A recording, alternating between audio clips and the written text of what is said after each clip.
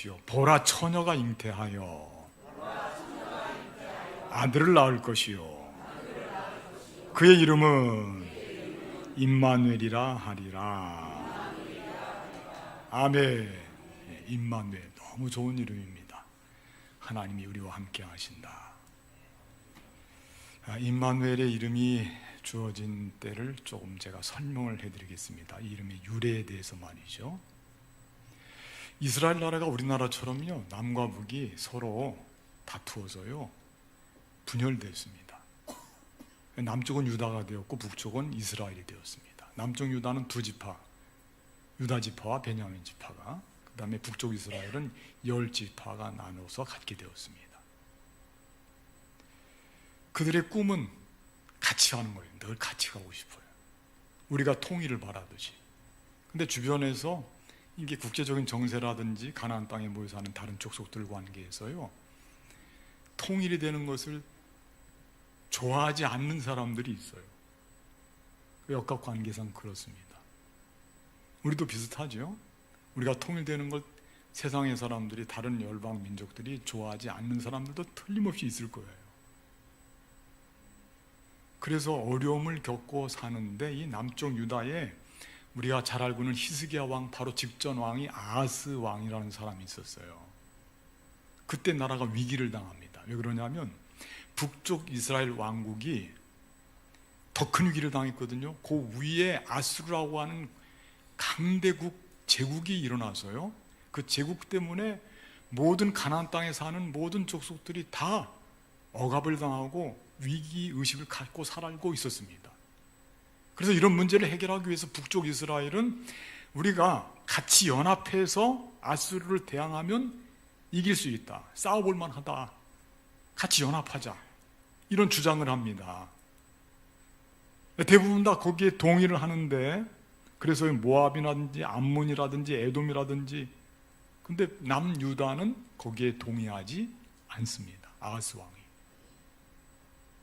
정세를 살펴볼 때에 아수르가 우리가 함께 연합한다고 그들을 대적하기도 어려울 뿐만 아니라, 우리가 지금 중립을 지키고 있는데, 근데 아수르를 반대 쪽에서 반아수르 정책으로 나가면 아수르가 가만히 있을까, 뭐 그 생각도 할 수 있는 거 아닙니까?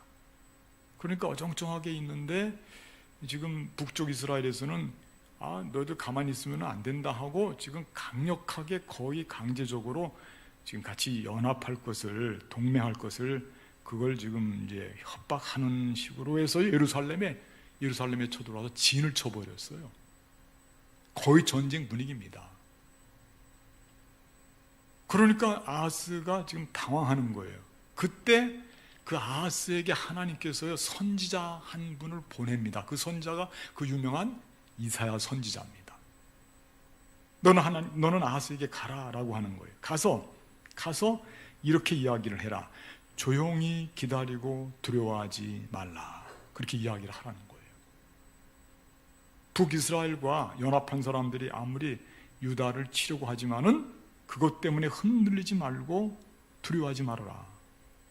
말씀 보니까 뭐라고 표현이 되냐면, 그들은 부지깽이 도막에 불과하다. 그러니까 아무리 위협해도 그런 일이 일어나지 않을 테니까, 너희를 쳐서 무너뜨리려고 하지만은 그 일은 일어나지 않을 것이니까, 이런 때일수록 누구를 의지하라? 하나님을 의지하고 하나님을 가까이서 섬겨라.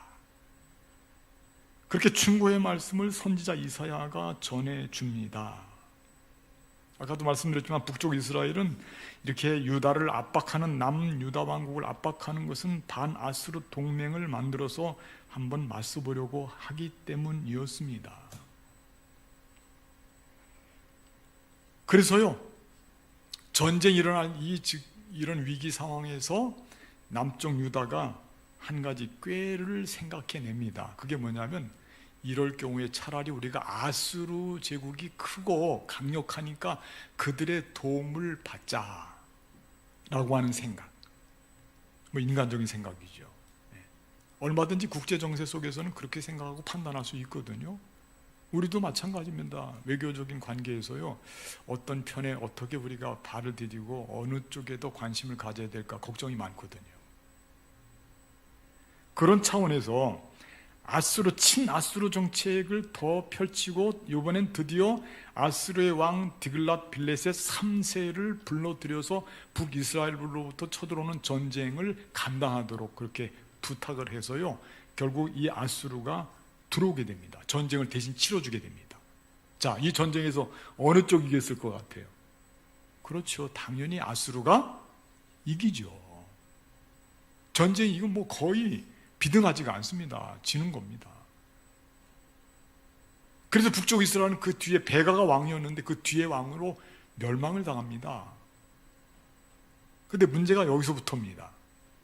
이렇게 아수르의 도움을 받아서 전쟁에 이기긴 했지만은 남쪽 유다도 아수르의 영향권 아래에 들어갑니까? 안 들어갑니까?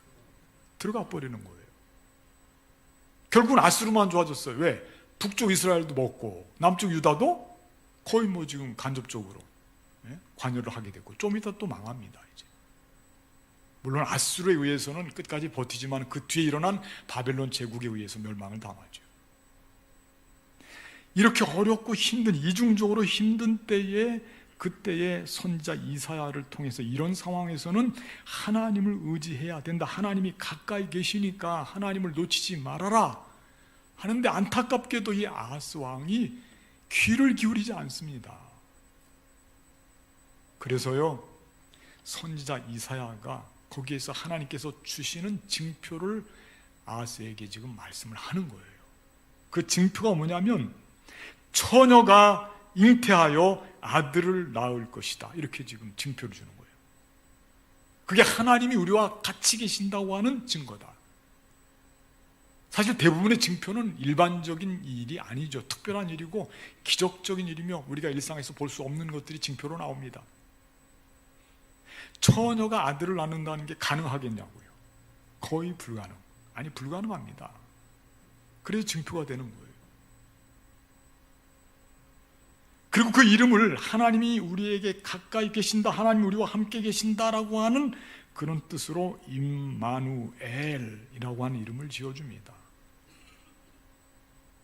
이때 임마누엘이라고 하는 이름이 나오게 되는 것입니다. 하나님이 우리와 함께 계신다, 멀지 않다, 가까이 계신다. 그러니까 그 하나님을 의지하고 어렵고 힘들 때일수록 그분과 동행하는 삶이야말로 위기를 탈출할 수 있는 하나님의 은혜다, 은혜의 시간이다. 예수님 탄생 당시에도 마찬가지였습니다. 위기의 시간입니다. 예수님 탄생 때도요. 누구를 의지해야 할지 아무도 없습니다. 다만 메시아가 오기를 바랄 뿐입니다. 하나님이 함께 하시지 않으면 아무것도 해결할 수가 없는 상황, 바로 이런 때 선지자 이사야의 예언을 타고 하나님이 우리에게 오신 사건이 일어났습니다. 그것이 바로 예수님의 동정녀 탄생. 예수님께서 동정녀를 통해서 탄생, 처녀가 잉태하여 아들을 낳았다, 그렇게 지금 기록하고 있습니다. 처녀가 잉태하여 아들을 낳았다, 아까도 말씀드렸지만 불가능한 일이죠. 어려운 일이에요. 그런데요, 한 가지 방법이 있어요. 그건 뭐냐면 사람으로서는 안 돼요. 성령께서 하십니다. 성령으로 잉태하는 방법밖에는, 이런 방법은, 다른 방법은 없어요. 성령으로 잉태된 겁니다.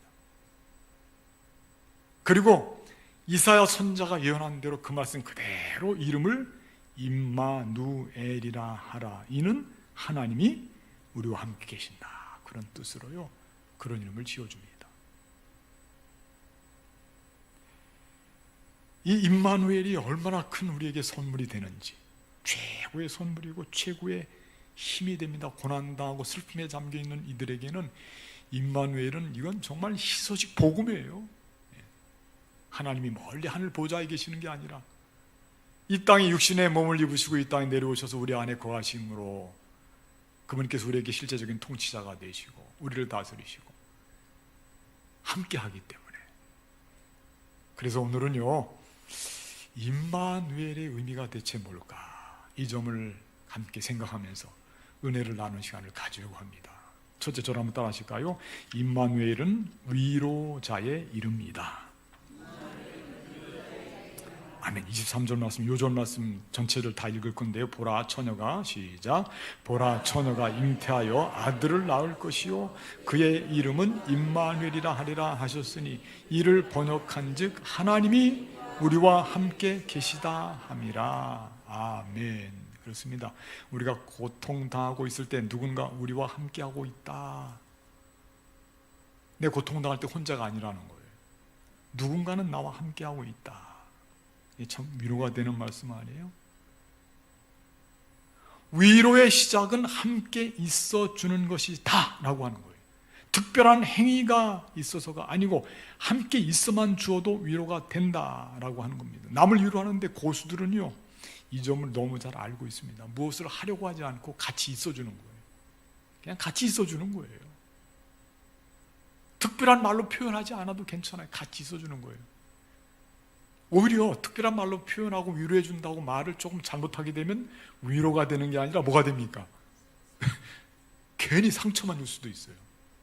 예민할 때 말 한마디 던지면요, 그냥 보통 때 받아들이듯이 받아들이는 게 아니고 그 말에 조금 이상한 의미를 부여하는 그런 게 좀 있잖아요. 경향이 있단 말이에요. 그러니까 가만히 있어주는 거예요. 곁에 함께 있어주는 거예요. 어렵고 힘든 시간에, 고통의 시간에 말 안 해도 같이 있어주면 그게 그렇게 힘이 되고 의지가 되는 겁니다. 꼭 말이 있어야 통합니까? 말 없어도 통하는 세계들이 얼마나 많이 있어요.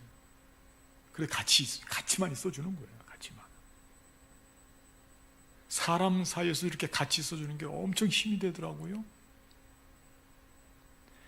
전 보통 이제 예를 하나 들자면, 친구들이 장례가 났을 때 제가 장례 빈소에 가게 되면 저는 뭐 목회를 한다고 바쁘니까 제가 1시간 이상 별로 있질 않아요. 한 1시간쯤 있다 빨리 나옵니다. 근데 우리 친구들도 그런 저를 이해를 해주고, 목회자니까 바쁘겠지 그러고 다 보내요. 근데 다른 친구들을 가만히 보니까 나중에 알고 보니까 몇 시간쯤 있냐면 4시간, 5시간은 그냥 기본으로 앉아 있어요. 일을 도와주기도 하고, 봉사하는 일을요, 그리고 살아온 이야기들도 나누고, 때로는 심부름도 해주고, 이런 식으로 자리를 지켜주는 거예요. 나중에 이야기를 들어보니까 너무 고마웠다는 거예요. 왜? 오랜 시간 동안 같이 있어줘서 고맙다, 이런 이야기를 듣게 되더라고요. 아까도 말씀드렸지만 사람 사이에서도 이렇게 같이만 있어줘도 힘이 되는데, 같이만 있어줘도. 그러니까 하나님이 우리와 함께 계신다라고 하는 것은 우리의 위로자로서 같이 있어준다, 그거예요. 여러분, 지금 어렵고 힘든 상황을 맞이하고 있는 분들이 있습니까? 괴로운 분들, 힘이 들고 고통스럽고 슬픈 분들이 있습니까? 남들에게 이상한 눈빛을 당하고 따돌림 받는 분들이 있습니까? 힘내세요. 하나님이 같이 계십니다. 하나님이 함께 계십니다. 예? 그런 분들 멀리 계시지 않습니다. 하나님이 함께 계시면 사람은 조금 예민하잖아요. 빠르고 마음의 결정이, 그래서 때로 변하고, 조금 부정적인 말씀을 드리면 사람은 변덕이 심하지 않습니까? 빨리 떠나고요. 근데 하나님은 그런 분이 아니에요. 하나님은 신실하신 분인 줄로 믿습니다. 그분은 늘 우리와 함께 계셔요. 우리가 기쁘고 즐거울 때도 함께 계시지만은, 우리가 슬퍼할 때, 고통 속에 있을 때, 우리가 아파할 때, 그때 같이 계시는 거예요. 말씀 없이도 같이 계신단 말이에요. 오늘 형편이 어려운 분들 계십니까? 하나님이 여러분들과 함께 계시는 줄로 믿습니다. 그 말씀 붙들고 일어서십시오. 하나님께서 이렇게 위로해 주시는 이름으로 우리에게 임마누엘의 이름을 주신 거예요. 두 번째 저를 따라하시겠습니다. 임마누엘은 보호자의 이름이다. 아멘. 그렇습니다. 하나님이 어떤 분이냐면요, 위로해 주시는 임마누엘로, 그 다음에 나를 보호해 주시는 분의 의미도 임마누엘 속에는 있어요. 이거 아주 유명한 말씀인데 다윗의 신앙 고백이기도 합니다. 시편 23편 말씀인데, 내가 사망에 같이 읽어볼까요? 시작. 내가 사망의 음침한 골짜기로 다닐지라도 해를 두려워하지 않을 것은 주께서 나와 함께 하심이라. 주의 지팡이와 막대기가 나를 안위하시나이다. 아멘. 나를 보호해 준다 이거예요. 안위가 뭐냐면 안전하게 나를 지켜준다 그런 뜻 아닙니까? 하나님의 손에는 두 가지가 있어요. 하나는 지팡이도 있고 하나는 막대기도 있어요. 막대기는 나를 해치는 자들이 올 때 막 때려주는 거야. 막대기로. 지팡이는 뭐냐면 내가 이상한 길로 갈 때, 길을 잃고 헤맬 때 나를 이렇게 끄집어 주는 거예요. 내가 막 헤맬 때 말씀으로 내 발에 등이 되고 내 길에 빛이 되고 하나님의 동행해 주심으로 말미암아. 그래서 우리가 하나님께서 함께 하시면 곁길로 가지 않고 인생의 정도를 달려갈 수가 있게 되는 것입니다. 하나님이 함께 하시면요. 우리가 얼른 생각할 때 다윗은 가장 존경받는 왕이었고 최고의 통치자였기 때문에 그의 삶은 너무나도 안정감 있고 행복한 삶이었을 거야. 그렇게 생각하고 판단합니다. 그런데 실제 다윗은 그런 삶을 별로 살아본 적이 없습니다. 너무너무 힘든 삶을 살았어요. 쫓김을 많이 당하고 생명의 위협을 늘 받고 생활했어요. 그러니까 사망의 음침한 골짜기가 나오잖아요. 그 골짜기를 단지라도 주께서 나와 함께 하시기 때문에, 나를 지켜주시기 때문에 내가 살아간다 이거예요. 나를 지켜주시기 때문에. 우리를 그림자처럼 나와 함께 동행하시면서 나를 끝까지 지켜주시는 그 이름, 임마누엘, 보호자의 이름입니다. 우리를 지켜주시는 거예요. 그 이름을 꼭 붙들고 함께 살아가야 돼요. 문제는 그런데 우리가 문제예요. 왜냐하면 우리가 이렇게 임마누엘 나를 지켜주신 하나님을 괜히 우리가 떠나려고 한다니까요. 하나님과 멀어지려고 하고 있고 부담을 느끼게 되고, 하나님 너무 가까이 오지 마세요. 문제가 나에게 있어요. 그래서 곁길로 가고, 그래서 엉뚱한 방향으로 달려가고, 그래서 결국은 신앙을 포기하고 시험에 빠지게 되고 어려움을 겪게 되는 것입니다. 하나님은 늘 우리와 함께 계시려고 해요. 우리를 보호해 주려고 하고, 근데 우리는 자꾸 박차버려요. 그러지 마십시오. 감사해야 돼요. 하나님 가까이 오셔서 감사합니다. 저를 지켜주시니 감사합니다. 저를 보호해 주시니, 나의 반석이, 나의 힘이 되시고 나의 방파가 되어주시니 감사합니다. 지켜주시니까요. 그렇게 고백해야 돼요. 한 가지만 더 말씀드립니다. 저를 한번 따라 하실까요? 임마누엘은 격려자의 이름이다. 아멘. 그렇습니다. 격려자를 다른 말로 하면 또 멘토라고도 할 수 있죠. 소망을 주는 역할을 하는 사람이에요, 우리에게. 그러니까 임마누엘 그러면 그 속에 너무나 큰 소망이 담겨 있어요. 소망, 격려가 담겨 있고. 아까 예배 초대할 때 낭송한 말씀인데 시편 42편 말씀이거든요. 같이 한번 읽어볼까요? 내 영혼아, 시작. 내 영혼아, 네가 어찌하여 낙심하며 어찌하여 내 속에서 불안해하는가? 너는 하나님께 소망을 두라. 그가 나타나 도우심으로 말미암아 내가 여전히 찬송하리로다. 아멘. 너는 하나님께 소망을 두라. 그가 나타나 우리를 도우신다는 거예요. 우리를 너무너무 크게 격려해 주시는 거예요. 우리에게 희망을 주시고. 그런 분이 우리에게 꼭 필요하잖아요. 질책하고 비판하고 넌 안 된다 하고 부정하고, 때로 심각한 경우는 저주하고. 그거는 하나님이 원하시는 게 아니에요. 그런 관계는 그거는 파탄납니다. 그럴 수는 없어요. 우리에게 참된 위로가 필요하고 참된 격려가 필요한데, 우리를 세워주시고 우리를 더 잘할 수 있도록 만들어주시고 우리 미래의 길을 활짝 펼쳐주시는 분이 바로 임마누엘의 하나님이시라니까. 예수님이셔요. 예수님. 임마누엘 하나님은 이 땅에 내려오신 분이기 때문에. 그리고 예수님께서 실제적으로 모든 제자들에게 엄청난 격려와 위로의 말씀을 해주셨어요. 말씀 한번 띄워주세요. 요한복음 말씀인데요. 내가 진실로, 같이 읽어볼까요? 시작. 내가 진실로 진실로 너희에게 이르노니 나를 믿는 자는 내가 하는 일을 그도 할 것이요 또한 그보다 큰 일도 하리니 이는 내가 아버지께로 감이라. 아멘. 예수님께서 제자들을 격려하신 말씀인데, 이거 뭐 정말 충격적이에요. 내가 하는 일을 그도 할 것이요 내가 하는 일을 너희도 할 수 있다. 나를 믿는 자에게 내가 하는 일 너도 할 수 있어. 여러분, 예수님이 하시는 일을 우리도 할 수 있을까요? 대답 잘 못하시겠죠? 자신이 없죠. 근데 예수님께서 우리에게 할 수 있다고 격려해 주시니까 할 수 있는 줄로 믿습니다. 할 수 있다는 거예요. 그런데 여기서 끝나지 않습니다. 더 큰 말씀을 해주십니다.